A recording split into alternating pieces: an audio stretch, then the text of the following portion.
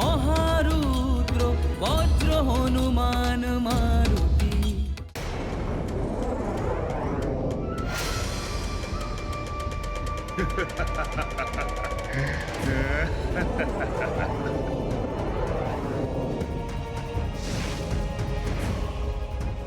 এটা আবার কি বিপদ এসে উপস্থিত হলো?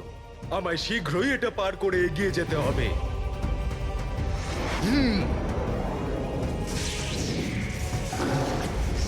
আমাদের এখান থেকে গিয়ে মায়াবী ত্রিলোকের ব্যাপারে হনুমানকে সতর্ক করে দেওয়া উচিত। কিন্তু দেবরাজ, এখন তো হনুমান মেঘনাদের মায়াবী ত্রিলোকে আটকে পড়েছে। এবার আমাদের মধ্যে কেউই ওকে সাহায্য করতে পারবে না। মেঘনাদের তৈরি মায়াবী ত্রিলোক একেবারে অভেদ্য। ওখানে সেই প্রবেশ করতে পারে যাকে ও প্রবেশ করাতে চায়, অন্য কেউই না।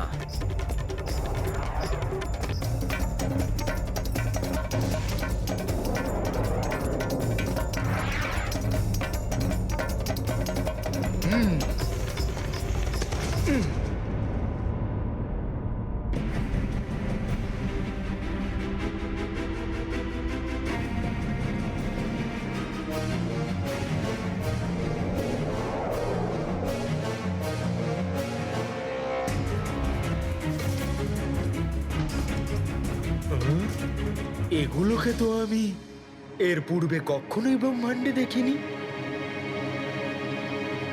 এটা আবার মায়ার জগৎ নয় তো? আয় বানর আয়, মেঘনাদের মায়াবী ত্রিলোকে তোকে স্বাগত।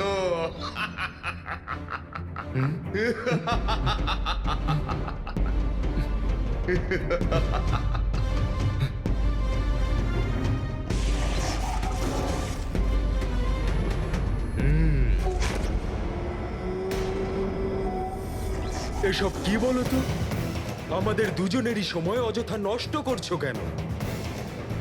তুমি যুদ্ধ করতে না চাইলে ঠিক আছে, আমি চলে যাচ্ছি। এমনিতেও আমার প্রভু শ্রীরামের সাথে শীঘ্র সাক্ষাৎ করতে হবে। যা, কিন্তু আমার মায়াবী ত্রিলোক থেকে বাইরে বেরোবার কেবল একটাই উপায় বানর, ত্রিলোককে ধ্বংস করে। যা তোর মতো তুচ্ছ বানরের পক্ষে সম্ভব নয়। আর আমার মতে এই মায়াবী ত্রিলোকের 3 লোকের মধ্যে তোর জন্য সর্বোত্তম হবে অন্তর্নাদ লোক।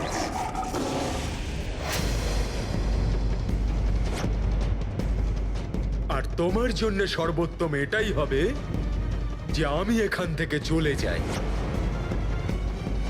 তা না হলে কি তুচ্ছ বানর, এখানে কেউ নেই তোকে সাহায্য করার, না কোনো দেবতা, না তোর প্রভু শ্রীরাম।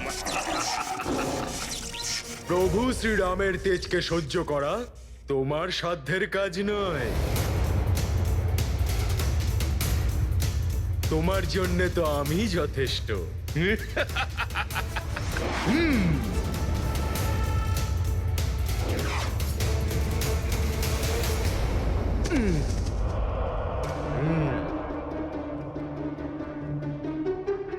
কি হলো, থেমে গেলি যে? আয়, আমার কাছে আয়। এ হলো মায়াবী বৃত্তলোক, প্রবেশ কর এখানে। কেউ রক্ষা করো, কেউ রক্ষা করো, বাঁচাও! এটা কার কণ্ঠস্বর? মুক্ত করো আমাদের এখান থেকে, আমাদের রক্ষা করো, বাঁচাও, রক্ষা করো আমায়। রক্ষা করো! এই কণ্ঠস্বর কোথা থেকে ভেসে আসছে? মনে হচ্ছে ওই দুষ্ট রাক্ষস বেশ কিছু মানুষকে এখানে বন্দি করে রেখেছে।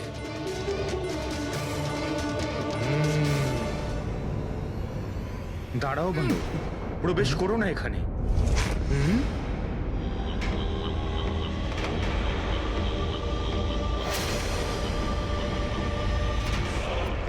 এ কি মেঘনাদ এখানে?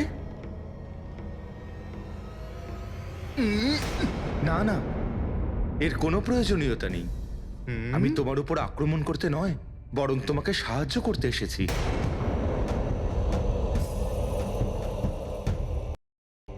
মেঘনাদ আমাকে সাহায্য করতে যাবে কেন? কিন্তু মেঘনাদ যদি এখানে থাকে তাহলে ওই লোকের ভিতর থেকেও তো মেঘনাদের স্বর শোনা যাচ্ছে। দুটো স্থানে একই সাথে কিভাবে থাকতে পারে এই মেঘনাদ? তোর হাতে সময় কিন্তু ভীষণ কম। নিজের কার্য কি করে তুই সম্পন্ন করবি এইটুকু সময়? ওর কথা তুমি শুনো না বানর। ও ছল করছে তোমার সাথে। যদি তুমি একবার ওই মায়াবী লোকে প্রবেশ করো তাহলে ও তোমাকে তোমার শক্তির বিরুদ্ধেই যুদ্ধ করতে বাধ্য করবে। কেন বিলম্ব করছিস বানর? নিজের শক্তির উপর তোর কি কোনো বিশ্বাসই নেই? আয় আর মুক্ত কর এখানে বন্দি সমস্ত মনুষ্যদের। রক্ষা করো আমাদের, বাঁচাও, কেউ রক্ষা করো আমাদের, আমাদের এখান থেকে বের করো আমাদের এখান থেকে। না না বানর, মুক্ত করো। ও সমস্ত ধ্বনি ছল। বাস্তবে ওখানে কেউই নেই। ওই মায়ালোকে তুমি প্রবেশ করো না। রক্ষা করো আমাদের, বাঁচাও, আমাদের এখান থেকে বের করো। মুক্ত করো আমাদের এখান মুক্ত থেকে। করো আমাদের এখান থেকে। এসবই মেঘনাদের মায়া। আমার সাথে ছলনা করে নিজে আনন্দ নিচ্ছে। কিন্তু যদি এই লোকে কোনো নিরীহ মানুষ সংকটে পড়ে থাকে তাহলে আমার অবশ্যই তাকে সাহায্য করতে যাওয়া উচিত। রক্ষা করো আমাদের, বাঁচাও, কেউ রক্ষা করো আমাদের। মুক্ত করো আমাদের এখান বের থেকে। করো আমাদের এখান থেকে। বাঁচাও। মুক্ত করো। রক্ষা করো আমাদের। রক্ষা করো যেও না আমাদের। বানর, বাঁচাও। ওই মায়ালোকে তুমি আমাদের এখান প্রবেশ থেকে বের করো না। মুক্ত তুমি করো নিজেকে আমাদের এখান বিপদের থেকে। মুখে ফেলছো। রক্ষা করো আমাদের, বাঁচাও, রক্ষা করো আমাদের। কেউ রক্ষা করো বাঁচাও। আমাদের। বের করো আমাদের এখান থেকে। মুক্ত করো আমাদের এখান থেকে।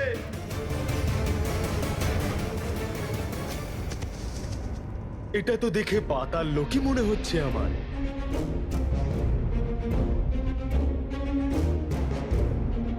বাইরে থেকে তো অনেক কণ্ঠস্বর শোনা যাচ্ছিল, কিন্তু ভিতরে তো কেউই নেই দেখছি। এখন তো কণ্ঠস্বরও আর শুনতে পাচ্ছি না। আচ্ছা, ওই যে মেঘনাদের সাথে বাইরে দেখা হয়েছিল সে আবার সত্য বলছিল না তো?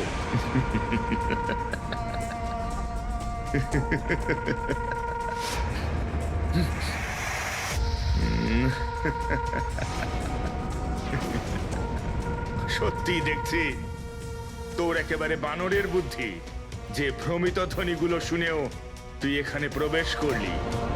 এখানে কেউ নেই যাকে তুই বাঁচাতে পারিস, বরং এখানে তোকে নিজের থেকেই নিজেকে বাঁচতে হবে। ছলনা করছো? রাক্ষস সংস্কৃতিতে ছল আর মায়াকেই সবচেয়ে বড় গুণ বলে ধরা হয়। তুই যে এই মানুষদের বাঁচানোর জন্য সহৃদয়তা দেখালি, সেই মূর্খতার কারণেই তুই এই ত্রিলোকে এসে ফাঁসলি। এবার তোকে সম্মুখীন হতে হবে এমন একজনের যা সম্পূর্ণ তোর বিপরীত, কিন্তু সমস্ত ক্ষেত্রে সে তোর সমান, এবং তার জন্ম বাস্তবে হয়েছে তোরই জন্য এই মুহূর্তে।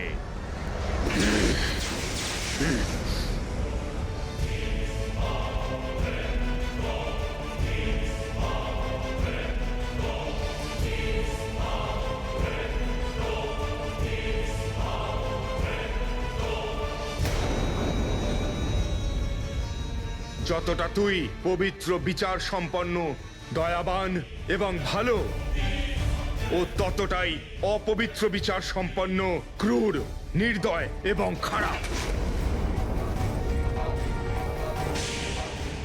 কিন্তু সামর্থ্য এবং শক্তিতে পুরোপুরি তোরই সমান।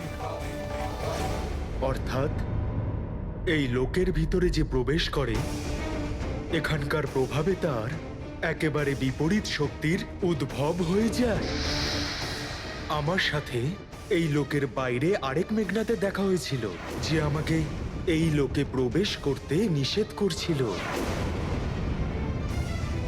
তুমি নিষ্ঠুর আর ও দয়ালু। একদম ঠিক বুঝেছিস তুই। এটাই তো বিশেষত্ব আমার মায়াবী লোকের। এখানে আগত প্রত্যেক প্রাণীর বিপরীত স্বভাবের আরেকটি প্রাণী সঙ্গে সঙ্গে উৎপন্ন হয়ে যায়, যেমনটা এই দানব তোর আসার সঙ্গে সঙ্গে উৎপন্ন হলো। এখান থেকে তোদের মধ্যে যে কোনো একজনই বাইরে বেরোবে, হয় সেটা তুই, নয়তো আমার মায়াবী দানব।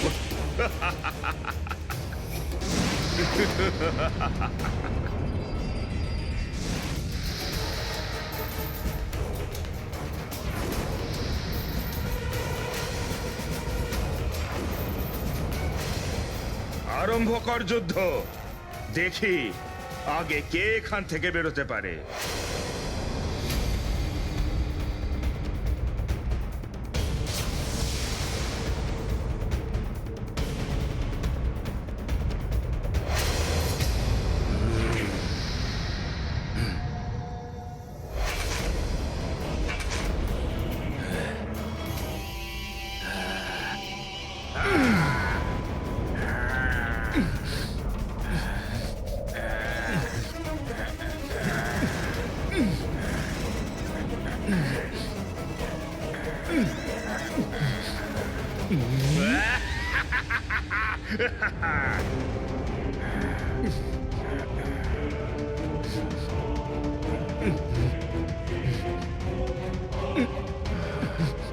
মায়াবী লোকের প্রভাবে তো এই দানব হনুমানের থেকে আরো মায়াবী ও শক্তিশালী হয়ে উঠেছে।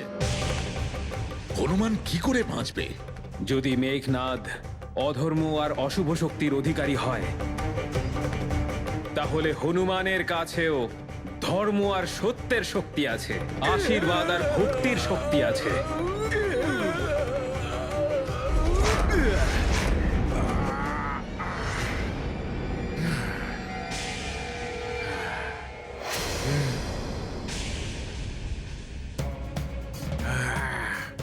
এ তো একেবারে ঠিক আমার মতোই যুদ্ধ করছে।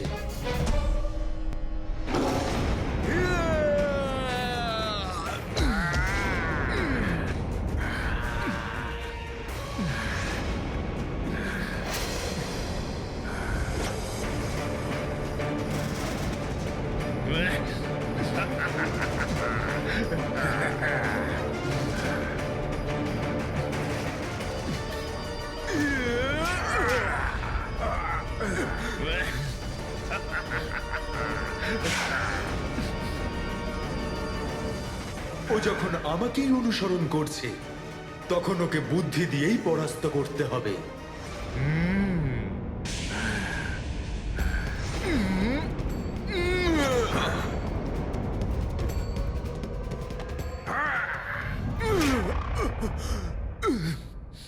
নির্দয় আর ক্রূর সব সময় অধিক শক্তিশালী হয়। এভাবে ওকে বশে আনা যাবে না। একে আমার বাহু দ্বারা আবদ্ধ করেই পরাস্ত করতে হবে।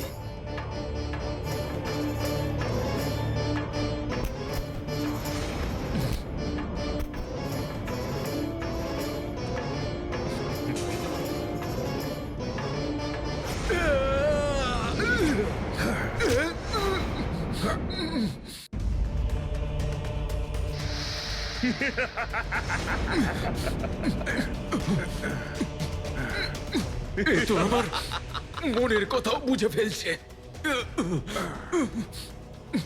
ঠিক আছে, তাহলে এই না।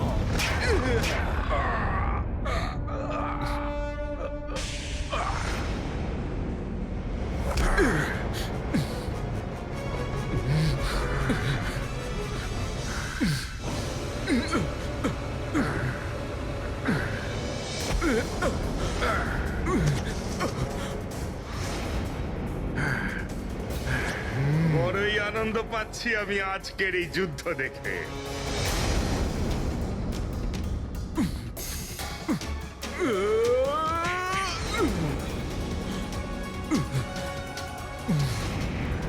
বানর, আমি তোমাকে সাহায্য করতে এসেছি বানর। এ তো যুদ্ধের আনন্দটাই মাটি করে দেবে।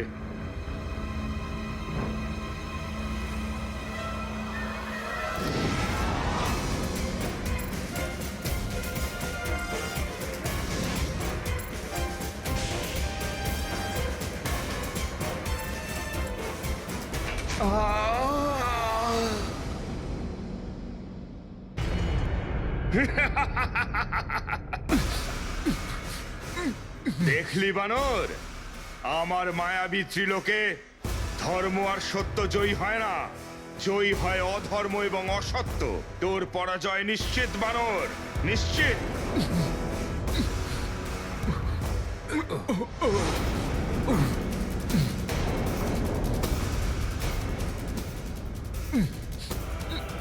এই দানবের শরীরে আমার মতোই দৈহিক শক্তি রয়েছে।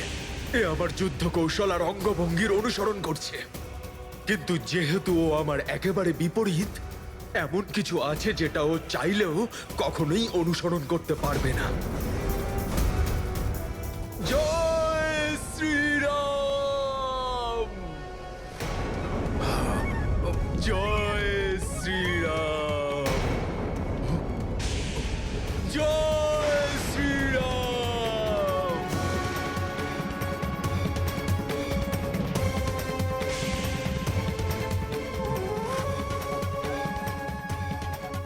জয় শ্রীরাম! জয় শ্রীরাম! জয় শ্রীরাম! অকর সাথে বানরের হলোটা কি? জয় শ্রীরাম! জয় শ্রীরাম! জয় শ্রীরাম!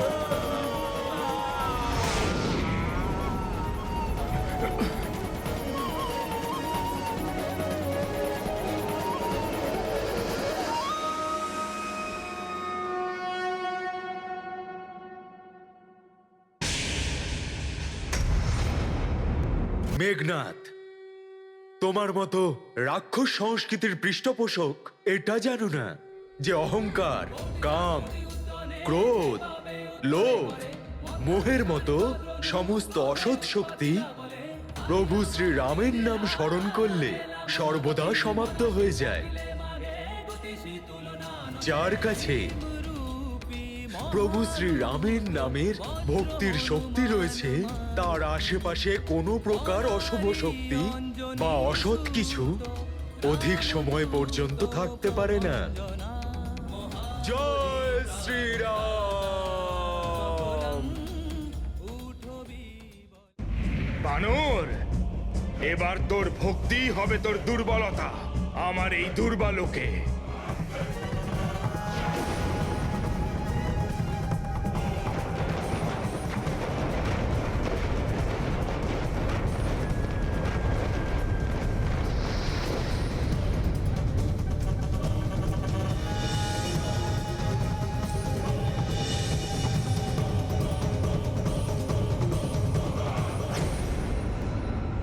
দেখতে পেলি বানর, শুলের মতো বিদ্ধ করতে পারে এই পাথর। একবার যদি কেউ এর উপর পড়ে যায়, সে আর জীবিত থাকে না।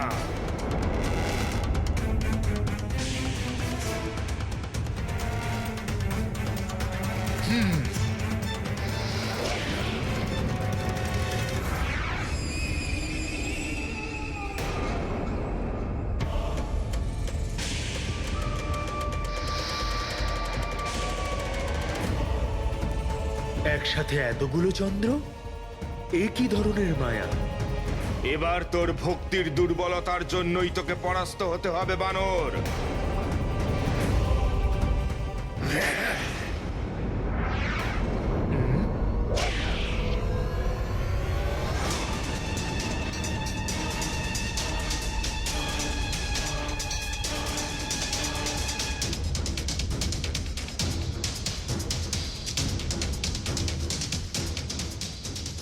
এসো মায়াবী রাক্ষসেরা, তোমাদের সমস্ত মায়া আজ শেষ করব আমি।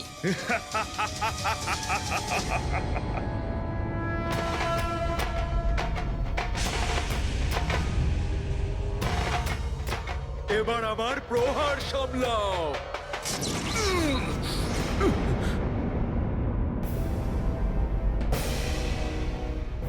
অঙ্গদ, মামাশ্রী জাম্বুবান, নল, ভ্রাতা সুগ্রীব, নীল,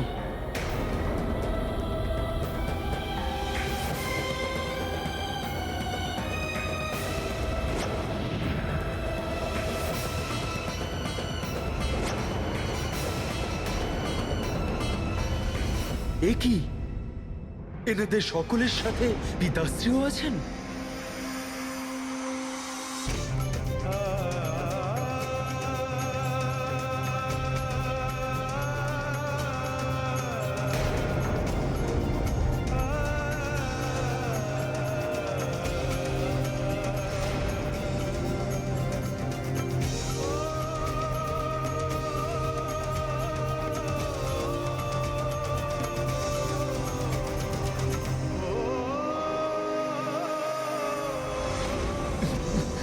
পিতাশ্রী। ফেসে গেছে বানর আমার মায়াবী জালে। এবারও বুঝতেই পারছে না যে ওর এখন কি করা উচিত।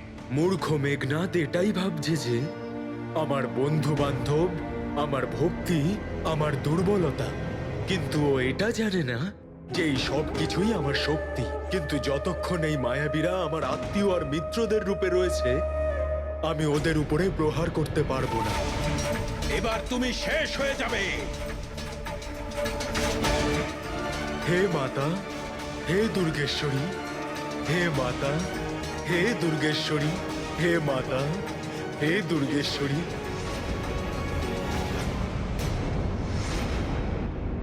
যতদূর আমি জানি যে মায়া আপনারই আরেক রূপ, যে সর্বদা সকলকে ভ্রমিত করে চলে। মায়ারূপী হে মাতা, আমায় সাহায্য করুন, আমায় এই ভ্রম থেকে বের করুন মাতা। হে মাতা, আপনি আমার সংকট মোচন করার জন্যে নবদুর্গা রূপে প্রকট হয়ে আমাকে বরদান আর আশীর্বাদ করেছিলেন। আমাকে সাহায্য করুন মাতা।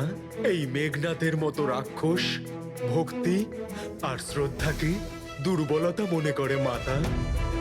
ওকে দেখিয়ে দিন যে ভক্তি আর প্রেমের ঊর্ধ্বে আর কোনো শক্তি থাকে না।